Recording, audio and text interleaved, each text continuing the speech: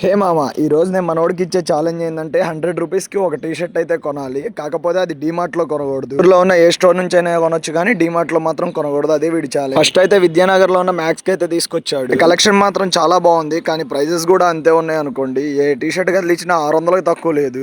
100 రూపీస్లో T shirt దొరికిందంటే అది సాహసం అనే చెప్పాలి. అయితే మాకు టీ షర్ట్ అయితే దొరకలేదు. ఎంత ఎతికినా గానీ 200కి తక్కువ టీ షర్ట్లు అయితే లేవు. తర్వాత లక్ష్మీపురంలో ఉన్న స్టైల్ యూనియన్ కి అయితే వచ్చేసాం. నేను ఇక్కడికి రావడం అయితే ఫస్ట్ టైం. అంబియన్స్ కానీ కలెక్షన్ కానీ చాలా బాగుంది. ఇక్కడ కూడా కాస్ట్ చాలా ఎక్కువే ఉంది. 100 రూపీస్కి టీ షర్ట్లు ఇక్కడ కూడా దొరికేటట్టు అయితే కనిపించట్లేదు.